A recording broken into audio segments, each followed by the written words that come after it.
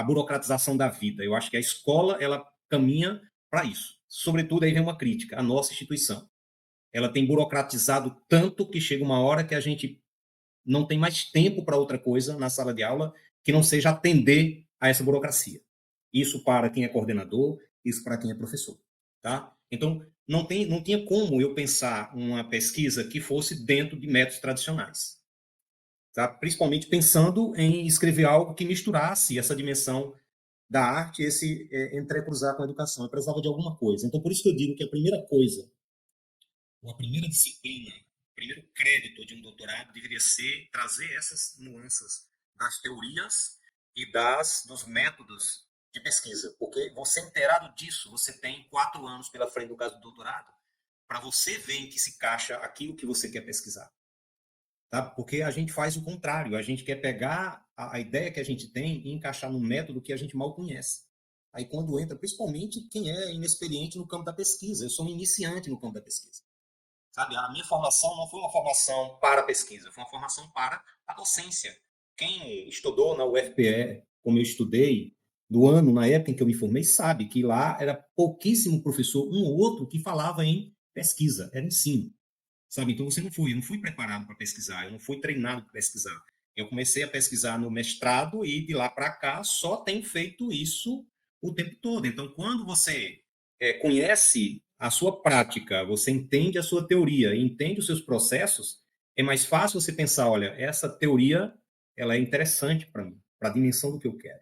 Então, o pensamento pós-crítica, pós-estruturalista, ele dá essa possibilidade de você pensar a tese, pensar o seu trabalho na dimensão de criação, de invenção, tá? De uma realidade e de uma invenção de si mesmo. E aí você falou dessa questão da primeira pessoa. A minha tese ela tem uma outra coisa que os colegas que estavam na banca acharam estranho, que é a mistura dessas pessoas. Porque eu crio uma entidade que é o palhaçarinho jardineiro. Aliás, eu achei que ele viria hoje aqui Eu, nos visitar. não, Sim. é muito para mim. Não tá, né?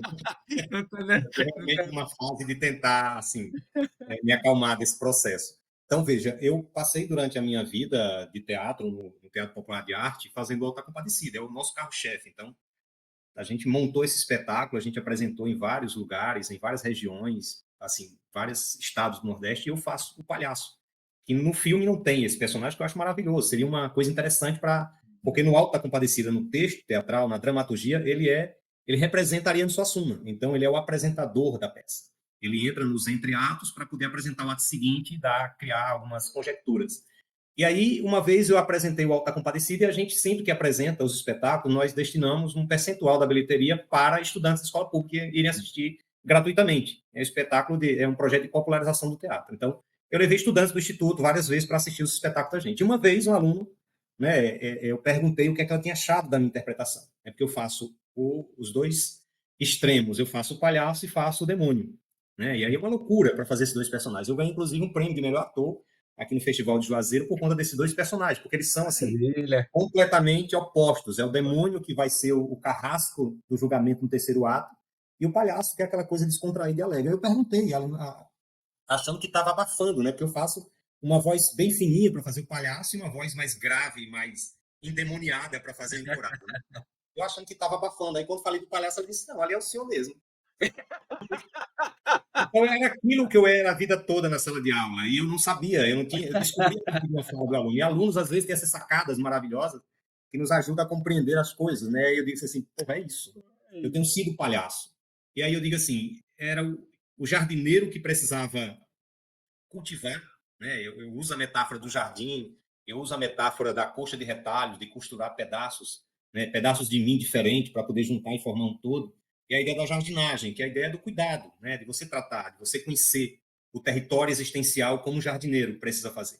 E aí eu digo, opa, eu vou pesquisar alguma coisa sobre um pássaro que seja jardineiro. Eu encontrei, tem um pássaro, acho que é na Austrália, se eu não me engano, que tem um pássaro chamado pássaro jardineiro. E o pássaro jardineiro, a característica dele é construir um ninho. O ninho dele ele cria um portal, né, com garranchos, e ele vai pegando coisas que ele acha de descarte de lixo, e ele vai trazendo e colocando no ninho. Então fica aquela coisa colorida.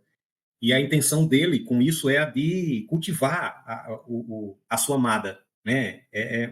Com esse fim, né? De agradar. Então ele enfeita o ninho, assim, da melhor maneira possível. Então você encontra tampinhas coloridas e ele vai fazendo isso para conquistar, né, a passarinha. Passarinha. E aí eu juntei essa ideia do palhaço com o passarinho e formei o palhaçarinho jardineiro, que é esse personagem. Então, ora, não se sabe se sou eu, Paulo Henrique, que estou falando, ora não se sabe se é o palhaçarinho, que é essa entidade que eu criei para poder falar no texto com uma perspectiva mais crítica, porque às vezes Paulo Henrique não tem coragem de dizer determinadas coisas, e guarda, e Viviane Mosé, que né, é uma poetisa maravilhosa, uma filósofa maravilhosa, ela diz assim, ó, palavra presa é doença, né? Guardar palavra que você quer dizer vira tumor.